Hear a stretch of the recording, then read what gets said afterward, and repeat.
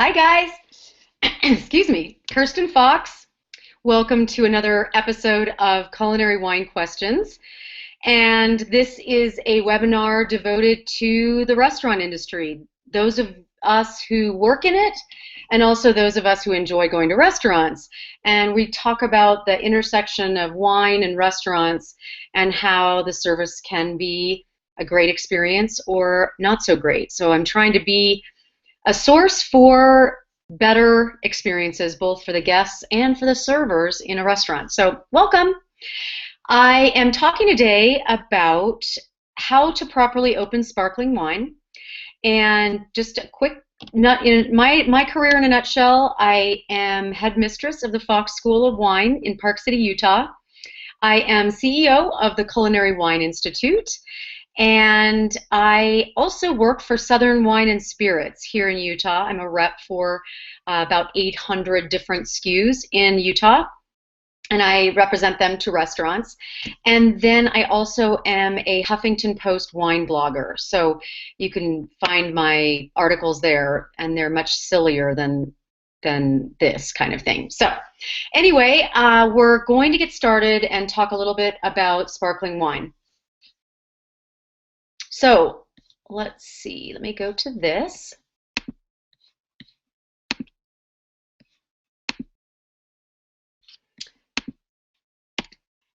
So what you'll find today, what you'll be learning is we are going to talk about first the proper tools that you need to take to a table along with you. And then we're going to also cover then how to open the wine properly and most importantly safely. And then what is an emergency, how do you access an emergency backup tool if you can't get the cork out of the bottle.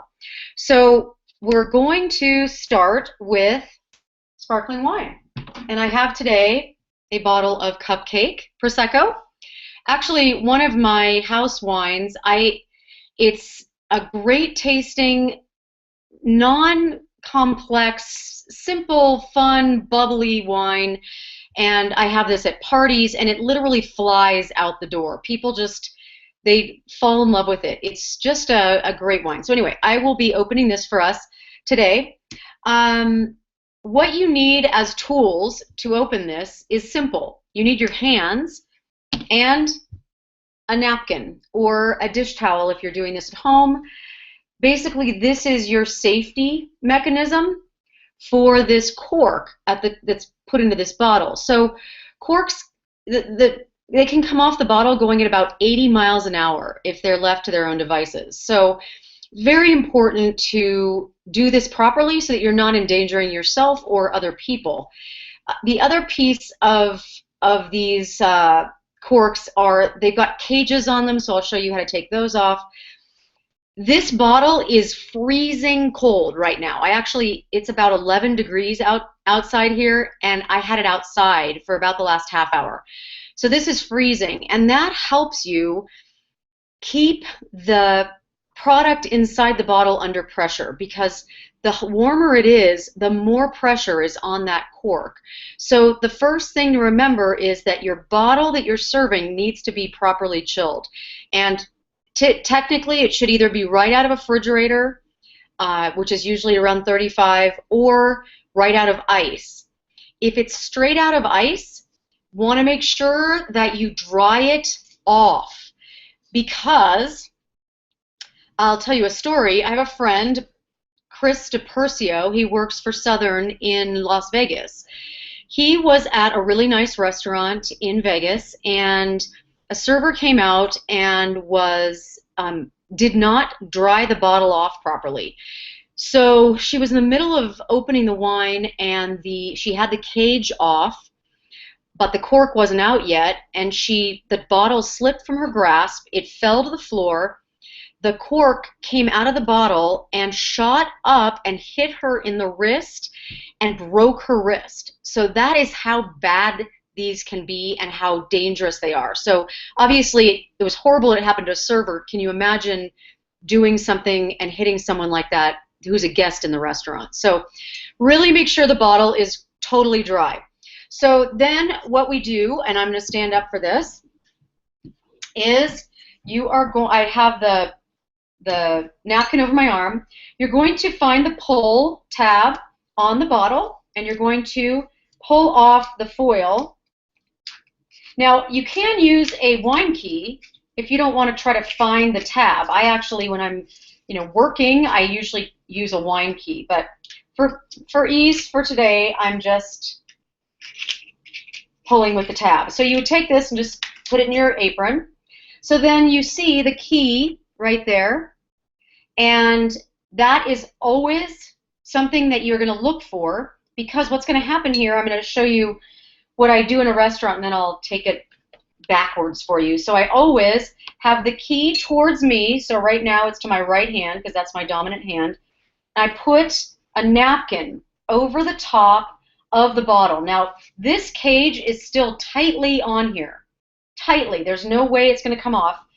I put this on and I grip it with my little finger. So this is kind of how it looks under there. It's gripped with my little finger.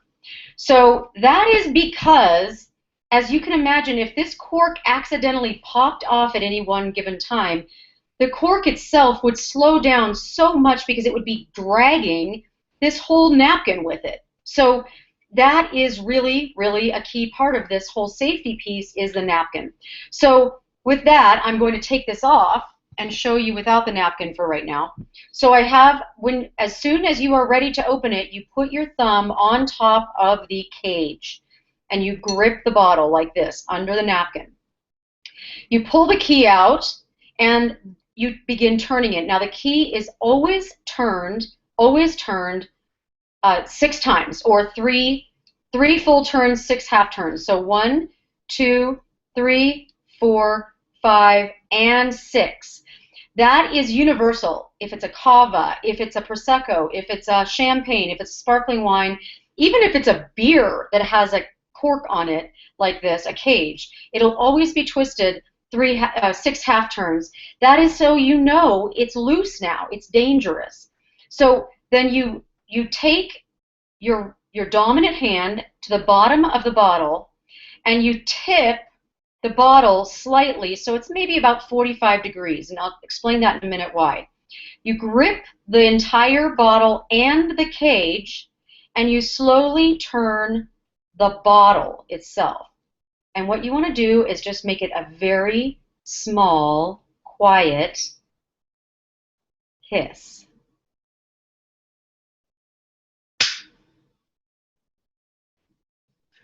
Now, the reason you can't see through this bottle, but the reason I have this at 45 degrees is when those bubbles start in the bottle, when you've released the seal, you have more surface area down the neck of the bottle for all those bubbles to go. You can imagine if I had it straight up, there's very little surface area here, and they would come up and out of the bottle. So in this case, you keep it tipped slightly so that you have more surface area in there. You would place the cork in the cage to the right of the host, and then you would pour a taste. So I will pour a taste. Now I would have my napkin back with me, and I would begin pouring a taste for the host. First taste in any glass is going to be very bubbly because the glass is warmer than the wine, and it's going to bubble up. So, and then you stand with the wine and you wait for approval from the host. So let's see. Since it's me, let's see if I like it. Fabulous, just fabulous. So I'll open one more bottle so you can see that one more time. So I have my napkin. I have my bottle. Here's what you ordered, my friend. You ordered the Prosecco from Cupcake. So then I take the little tab, pull off the foil,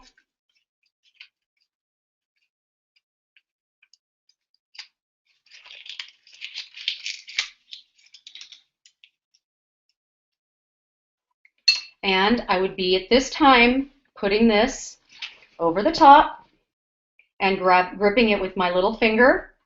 I'm not going to do that so you can watch, but I would be working under here, turning the cage.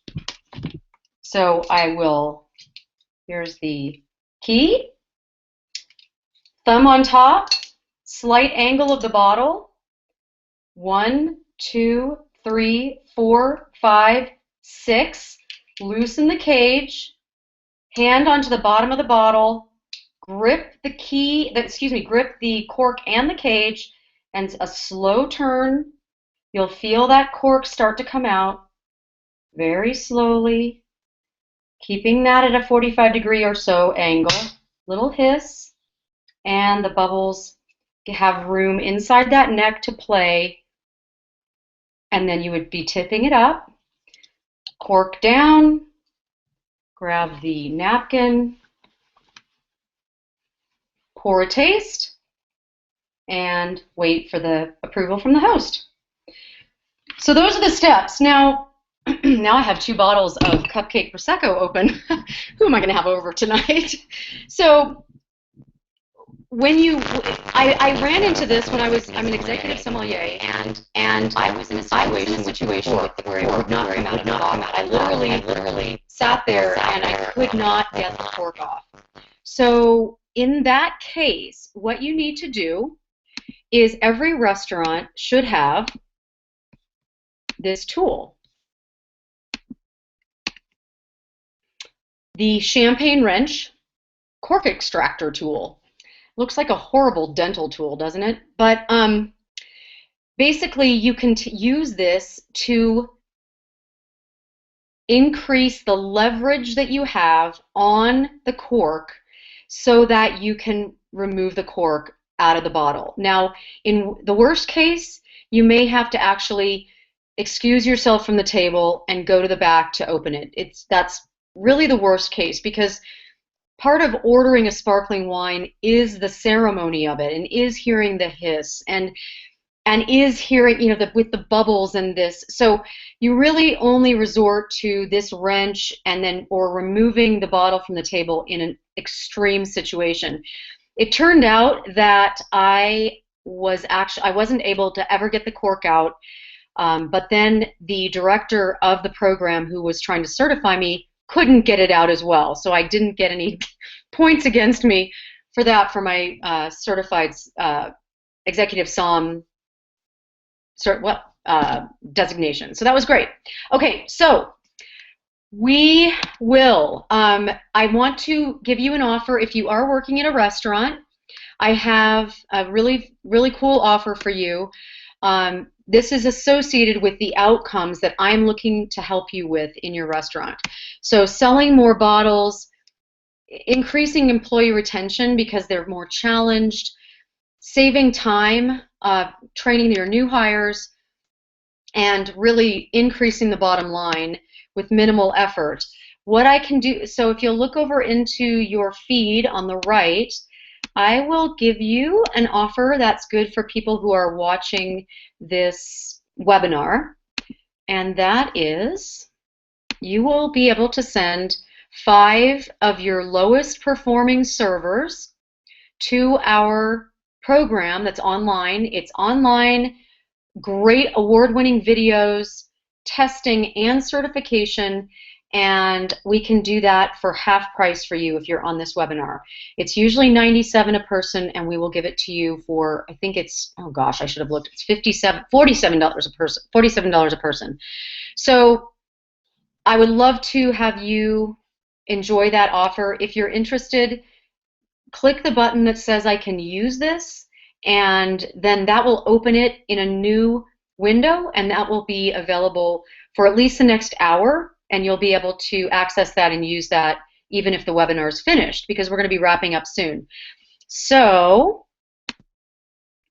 what I'd like to do now is sip a little wine and answer any questions if anybody has any. Let me see.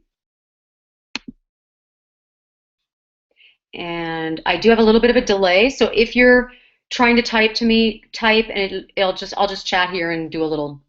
I better have another little bit more wine in this so I can drink, and I'll tell you a little bit about this wine, which is really fun. So Prosecco is actually under even slightly less pressure than a normal sparkling wine or champagne. It's done in a method where they don't actually age the wine in the bottle. They actually do it in a big tank, and then they load the already fizzy Prosecco into the bottles and cork it then. So it actually loses some of its pressure between tank and bottling, which is fun. So we don't have any questions today, it looks like. I've been chatting here for about 30 seconds. So next week, the topic, let me show you what that is. We are going to do, what are the 3 most common types of red wine seen in U.S. restaurants? How do they compare? And then how do you sell them?